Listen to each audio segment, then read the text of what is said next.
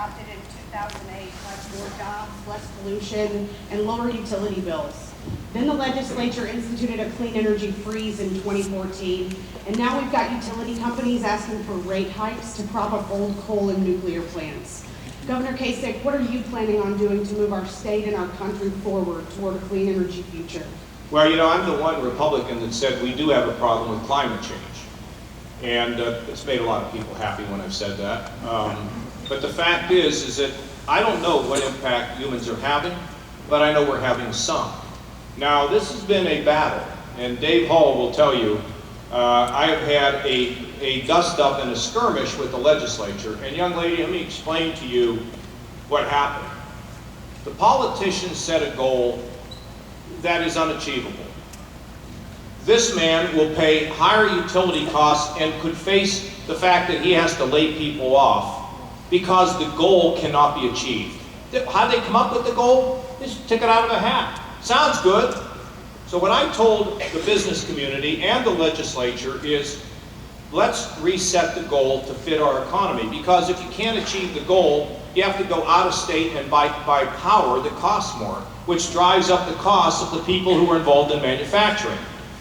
So I told and this was a skirmish because the legislature just wanted to kind of walk away from these standards. And I said, no, we're not going to do that. We'll reset the standards. And they are now working to come back with a standard that will fit Ohio's economy, because what I don't think we have to do is to choose between a clean environment and put a bunch of people out of work. We can have a clean environment and keep people working if we do it the right way. We're smart. So where are we headed in Ohio? Where should we head in the country? We need to develop these renewables. Solar power is really important to us. Wind power is very important. I have a plan to place a wind turbine in front of every legislative capital in America to generate a heck of a lot more power from wind.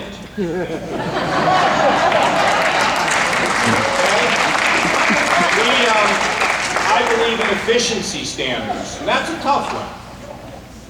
Gorman is always worried about energy efficiency because the more efficient he is, the more money he saves, but we can't pound him over the head and have him try to achieve something he can't possibly do. The real exciting future is in battery technology, because battery technology allows us to store power when the sun doesn't shine with solar and the wind doesn't blow with wind. We need geothermal.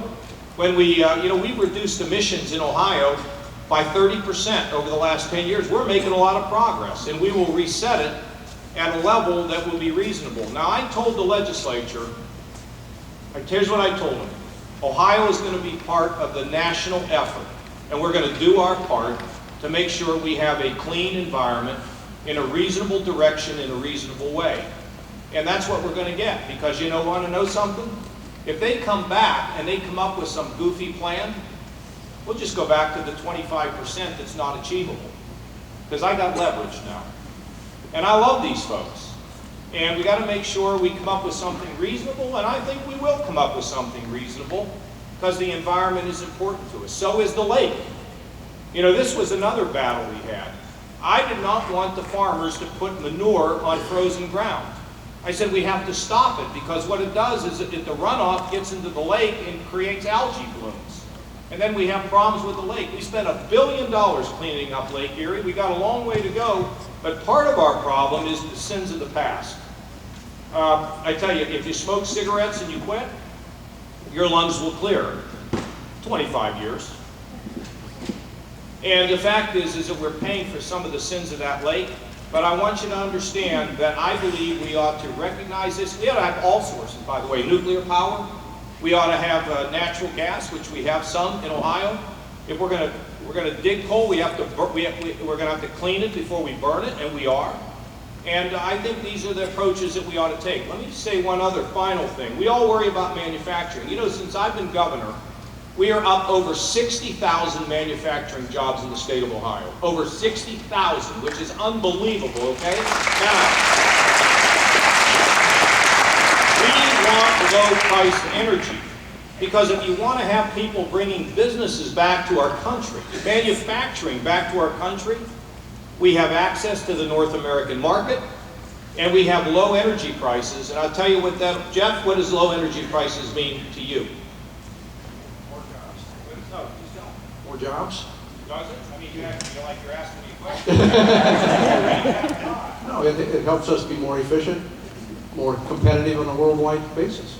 And so we have to think about all these things, and we think about them in terms of our kids, but at the same time, we don't want to leave these kids in an environment that we weren't sensitive about, because you can't grow it back. We're here to manage it, not worship it, but to manage it and make sure, and we're making progress in this state on making it cleaner, and as president, of course I'm committed to all this, and I can't wait till we get battery technology. I'll tell you a couple other things I can't wait. Till we get the self-driving car.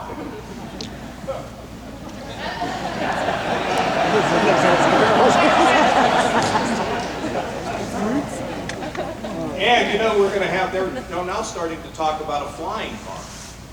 And I think it's, you know, they say it's going to happen. I always knew it would because, you know, I knew it when I watched Chitty Chitty Bang Bang. I knew we'd have a flying car, girls. I want to tell you one other thing, if I can see. Let me see here. How is it nobody is, this is unbelievable. Sorry, I'm going to be with you in 1 second. Wait a minute. I have never been in a place where there are fewer, give me that, lady. Let me have that, please. Please. Okay, no, that right there in your hands. Yes, this is what I have never been in a place where I've seen fewer smartphones. God bless you. You're just listening. So here's the thing. When my daughters were like 10 or 11, we were down in Florida. And they asked me, they said, Daddy, what is that box over there? And I'm like, what?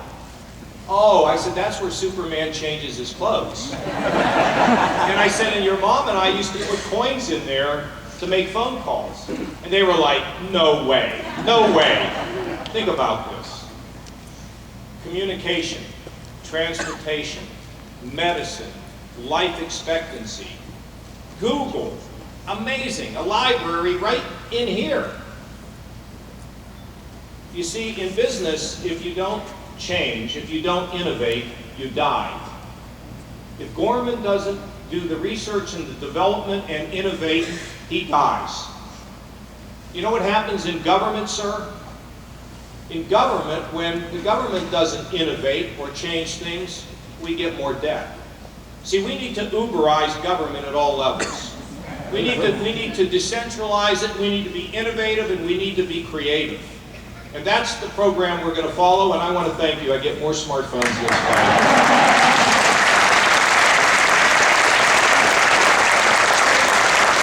Thank you. No, I'm okay, but thanks for the water too. Wow, we're getting everything. Well, you're a lot more helpful than your brother is. Huh? Thank you very much. Yes, sir, right here. What are we going to do about getting out of the corrupt UN? Well, we're not going to leave the United Nations. I mean, because we got to be there to talk. I mean, it doesn't seem like we get a heck of a lot of accomplished there, although the United Nations just put sanctions on North Korea. But I don't look at the UN as the big problem solver. The problem solver is U.S. relations with our allies. They're in Europe. We have good relations with South Korea, with Japan. We're building better relations in all over Asia, even Vietnam. Am I right, Colonel? It's just amazing. It's critical. Indonesia, Singapore, these are important things.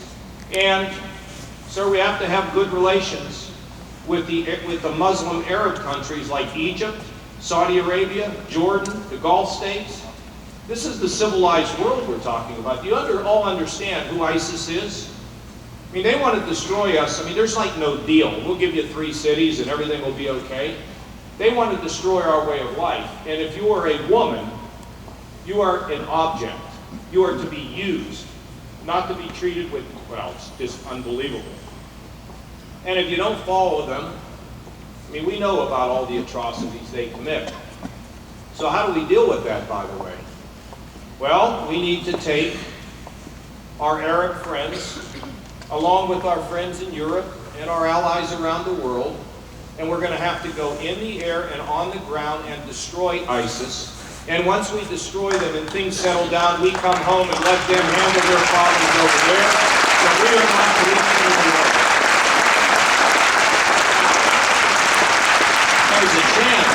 There's a chance that by talking to somebody at the UN and we can avoid a conflict, it's worth doing. But I'm not investing all my hope in, well, the United Nations will take care of this. The problem with America is we haven't been active. I said the other night in the debate, it seems as though we are kinder to our enemies than we are to our friends. And that is not the way to run American foreign policy. You can't do that. And when I'm president, we aren't going to do it anymore. I can promise you, sir. Okay. Okay, I'm going to go to him. Got a young man right here. Where is it? Where? Right here. Right here? Yeah. Where? The man in the purple. Where's the man in the purple? Oh, right here. Okay. Boy, you got my daughters lobbying for you? That's impressive. Okay, go ahead, sir. As a former law enforcement officer, in light of recent events at one of your opponent's rallies yesterday, one of the pictures that struck me was some police officers bloodied and battered. When you become president, how are you going to, what's the message of your Justice Department handling some of the fringe and radical groups? What, even if they have good intentions, some of their actions, and what's your message for law enforcement? Because nowadays I think it's more dangerous, they feel more disrespected probably than ever. And I've been in it since '96. So. Well, look, I think in some quarters things are not good, but I have to tell you, I think people just have such great respect for police, for law enforcement. I mean, I can't think, you know, between firemen and policemen. Am I right, folks? I mean, we love West Virginia.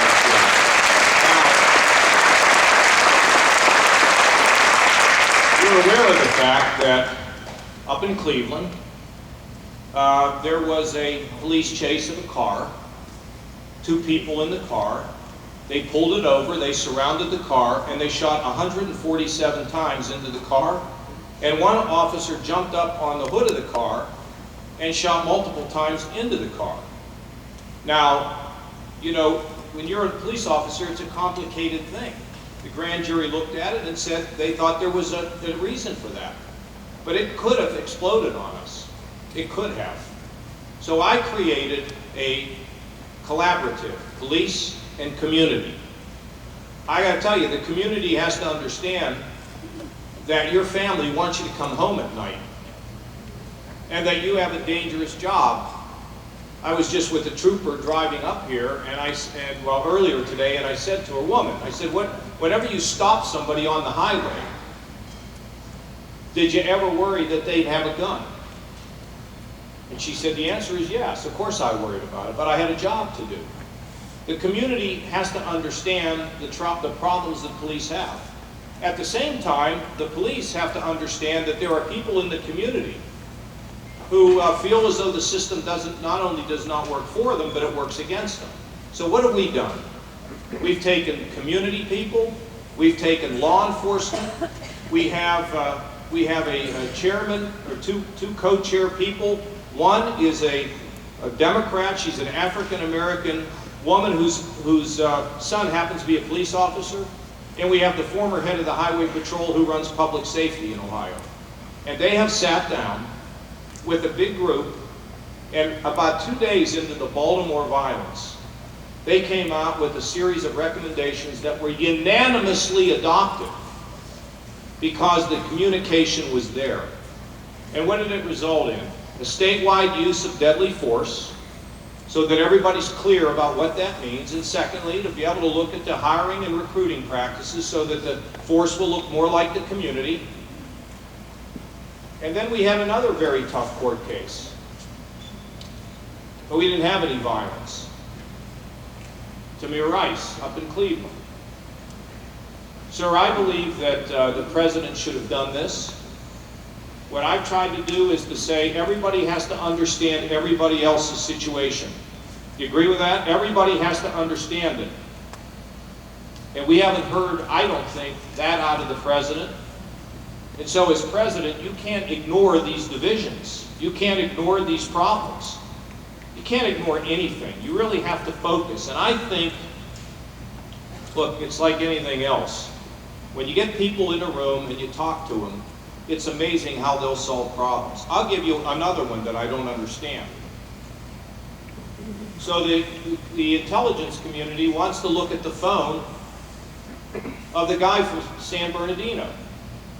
Now there's a big battle going on with Apple and the government. It's on the front page of the paper. We're in court over it. Let me tell you what I do. Oh, I've done it in Ohio, and let me tell you what I do as president. I'd have 2 sets of locks. I would get the technologists and the intelligence community in a room. I would lock the outside and I would lock the inside, and I would say, you're not coming out of here until you give me an answer and a solution to this problem. Because we all have to give a little bit here, okay? So, I just want you to know that that's an approach I'll take. But let me tell you something. You pound on the law enforcement officers and you disrespect them, and you don't ever get a good result for having done that. And I think we've struck the right balance in our state, and I am hopeful that we're going to continue to make progress. It's in simple things, like riding together in the car. It's simple things, like being in a place in the community where you have dinner and people get to know one another. That's what you need. Let's face it, this country needs to come together. We need to be hopeful again. I have to leave. I'm going to do, I got